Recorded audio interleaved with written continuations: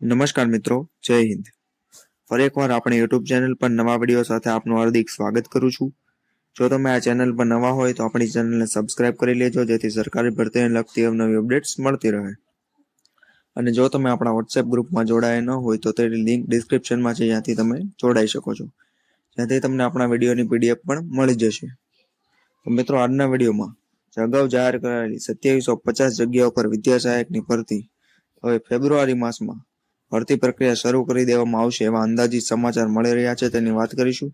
તે ઉપરાંત તાજેતરમાં જ આવેલ સમાચાર મુજબ 8 થી 10,000 જગ્યાઓ પર કાયમી શિક્ષકોની ભરતી થશે. તે લોકસભાની આચારસંહિતા લાગે તે પહેલા અથવા જૂન માસમાં થાય તેવી અટકળો જણાઈ રહી છે.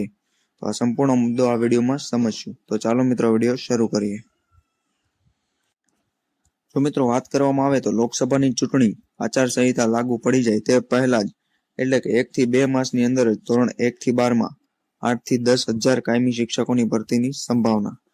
તે ઉપરાંત પ્રાથમિક વિભાગમાં 2750 વિદ્યા સહાયકોની નિમણૂક અંગેની રોસ્ટર રજિસ્ટરને લગતી પ્રક્રિયા પૂર્ણ થઈ ગયેલ હોવાથી ફેબ્રુઆરી માસમાં ગમે ત્યારે નોટિફિકેશન, ભરતી પ્રક્રિયા સહિતની પ્રક્રિયા શરૂ કરી દેવામાં આવશે તેવું જણાઈ રહ્યું છે.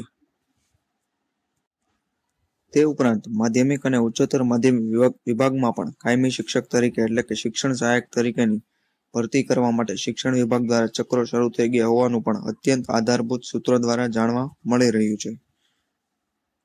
ત્યારે ઉમેદવારોએ જણાવ્યું કે તાજેતરમાં ધોરણ 1 થી 12માં 8 થી 10,000 જેટલા કાયમી શિક્ષકોની ભરતી થવાના ખાનગી અહેવાલો બાદ ઉમેદવારો આ બાબતને ચૂંટણીલક્ષી ગણાવી રહ્યા છે. તે જ રીતે જો જૂન માસમાં ધોરણ 1 થી 12માં 8 થી 10,000 કાયમી શિક્ષકોની ભરતી કરવામાં આવી, એટલે કે 8 થી 10,000 શિક્ષકોની ભરતી ઉપરાંત 2750 વિદ્યા સહાયકોની ભરતી કરવામાં આવશે તો ઉમેદવારોને ખૂબ લાભ થશે. તે ઉપરાંત જો પરીક્ષા પદ્ધતિમાં આવતા બદલાવની વાત કરીએ તો માધ્યમિક વિભાગમાં માળખાના નવતર અભિગમ બાદ દ્વિસ્તરીય પરીક્ષા પદ્ધતિ લાગુ પાડી દેવાયા બાદ ભરતી પ્રક્રિયામાં પારદર્શિતા લાવવા હેતુથી માત્ર મુખ્ય પરીક્ષાને મેળવેલ ગુણને ધ્યાનમાં રાખીને ઉમેદવારને પ્રાધાન્ય અપાઈ શકે એવા શિક્ષણવિદો સ્પષ્ટ મત આપી રહ્યા છે. એટલે કે સિલેક્શન જે મેથડ છે તેમાં પણ સુધારો આવી શકે છે. મિત્રો, આ વિડીયોની પીડીએફ મેળવવા માટે તમે આપણા વોટ્સએપ ગ્રુપમાં જોડાઈ શકો છો. આ વિડીયોમાં બસ આટલું જ. ફરી મળીશું નવી માહિતી સાથે.